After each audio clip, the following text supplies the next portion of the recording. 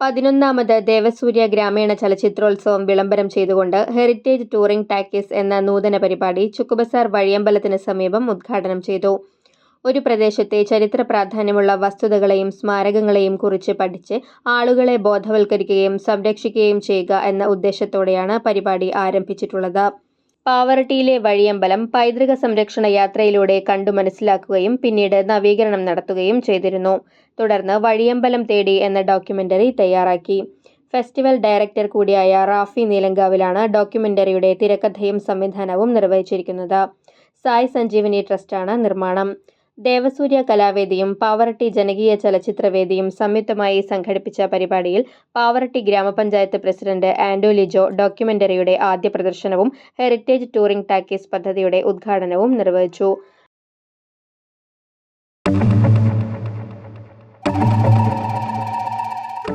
വഴിയമ്പലങ്ങൾ അല്ലെങ്കിൽ തണ്ണീർപ്പന്തൽ എന്നീ വാക്കുകൾ മലയാള ഭാഷയിൽ നിന്ന് അന്യം നിന്നുകഴിഞ്ഞ കാലഘട്ടത്തിലാണ് നാം ഇപ്പോൾ ജീവിക്കുന്നത്.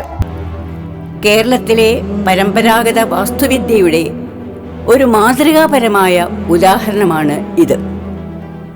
നാടിൻ്റെ സമ്പന്നമായ സാംസ്കാരിക പൈതൃകത്തിൻ്റെ സാക്ഷ്യപത്രമാണ്. അതുകൊണ്ട് തന്നെ വഴിയമ്പലത്തെ പൈതൃകമായി സംരക്ഷിക്കണം.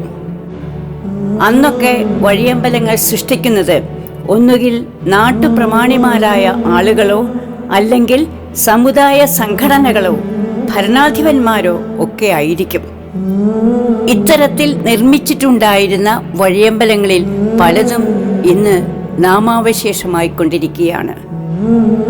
അപൂർവം ചില സ്ഥലങ്ങളിൽ ചില ആളുകളുടെ ശ്രദ്ധ കൊണ്ടോ ആഗ്രഹം കൊണ്ടോ വഴിയമ്പലങ്ങൾ നിലനിൽക്കുന്നുണ്ടെങ്കിൽ അത് ആ സ്മാരകത്തോടുള്ള, ആ സമൂഹത്തോടുള്ള അവരുടെ ഒരു താല്പര്യം ഒന്നുകൊണ്ട് മാത്രമാണ് എന്ന് മനസ്സിലാക്കാം.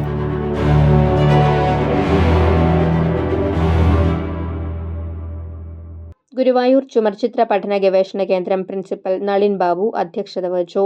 വാർഡ് മെമ്പർമാരായ ജിൽസ് തോമസ്, അഭിനി ശശി, മുൻ Pavaratty panchayat president CP Valsala, Santhosh Desamangalam, Siddique Kaithamukku, Sadasivan Madhukkara, Jaison Guruvayur, Devasurya president Reji Vilakkattupadam, secretary KC Abhilash, Rafi Neelankavil, CP Jayan, Shijo Chovallur എന്നിവർ സംസാരിച്ചു.